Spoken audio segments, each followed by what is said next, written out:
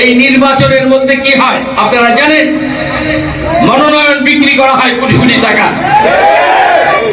আজকে আমি আপনাদের সামনে খোলাখুলি বক্তৃতা করতেছি, আমি বহিষ্কার হতে পারি, আই ডোন্ট কেয়ার, আমি এটাকে কেয়ার করি না।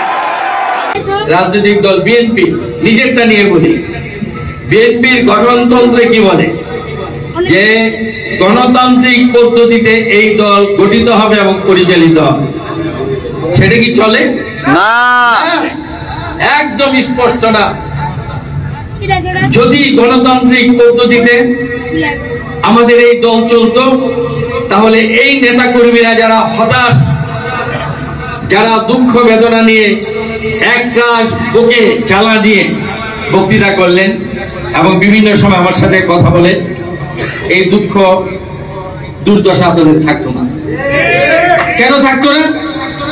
আপনার নেতা নির্বাচিত করার ক্ষমতা যদি আপনার থাকতো, আপনার ভোটে যদি সর্বস্তরে নেতৃত্ব তৈরি হতো, আপনাকে মর্যাদা দিতে নেতা বাধ্য ছিল।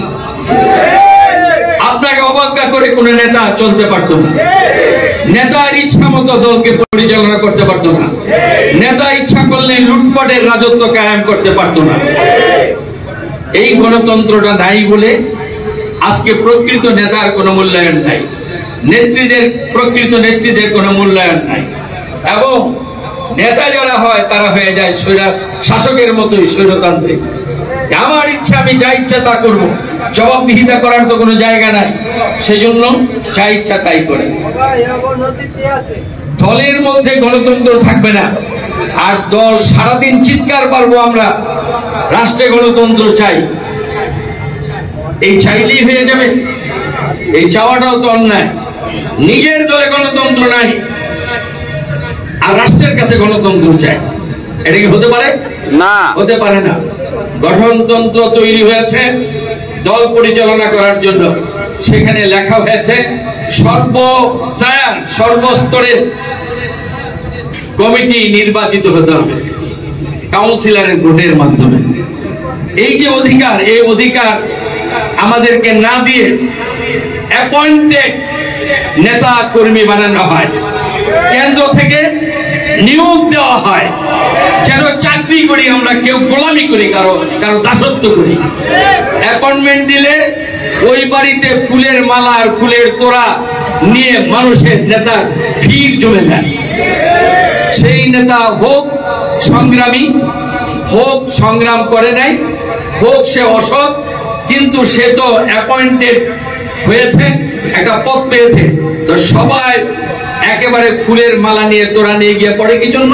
তার কাছে গেলে সে আবার একটা অ্যাপয়েন্টমেন্ট পেতে পারে, সে আবার একটা পদ পদবি পাইতে পারে, এই লালসা।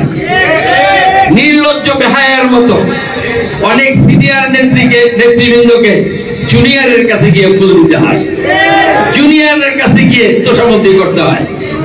এই অবস্থা চলতে পারে না একটা মুক্তিযুদ্ধের চেতনার বাংলাদেশে। আজকে আমি আপনাদের সামনে খোলাখুলি বক্তৃতা করতেছি, আমি বহিষ্কার হতে পারি, আই ডোন্ট কেয়ার, আমি এটাকে কেয়ার করি না। মুক্তিযোদ্ধা, আমি একজন মুক্তিযোদ্ধা, জীবন বাজি রেখে দেশ স্বাধীন করেছি। এই রাজনীতিকে কারো কাছে শৃঙ্খলাবদ্ধ করার জন্য না, কারো কাছে মালিকানা শব্দ দেওয়ার জন্য না। সৎ মানুষের নেতৃত্ব তখনই প্রতিষ্ঠিত হবে যখন কর্মীরা ভোট দিয়ে নেতা নির্বাচিত করবে, কোনোদিনও হবে না। আজকে দেশে গণতন্ত্র দিয়ে নির্বাচন হোক, এই নির্বাচনের মধ্যে কি হয় আপনারা জানেন? মনোনয়ন বিক্রি করা হয় কোটি কোটি টাকা। এই দেশ এই জন্য আমরা স্বাধীন করেছি, এই জন্য আমরা আন্দোলন করি, সংগ্রাম করি? নিশ্চয়ই না। ভালো মানুষের অভাব নাই বিএনপিতে, ভালো মানুষের অভাব নাই অন্য কোনো দলেও, কিন্তু ভালো মানুষগুলার টাকা না থাকলে সমস্যা, সেই নমিনেশন পাবে না। কারণ কি? টাকার ঘাটতি দিয়ে দিতে হবে, বিকি কিনে হয় নমিনেশন। এমন রাজনীতি যদি দেশে থাকে, বাংলাদেশের ভাগ্য আকাশে কোনোদিন ভালো সূর্য উদয় হবে না। বিএনপি আমাকে বহিষ্কার করে দিতে পারে, সেটার জন্য আমি কেয়ার করি না, কারণ আমার সবচেয়ে বড় পরিচয় হলো আমি যুদ্ধ করে এই দেশটা স্বাধীন করেছি। কারো কাছে আমি বন্ধক থাকা মানুষ না, কারো কাছে হিসাবে মাথা করার মতো মানুষ না।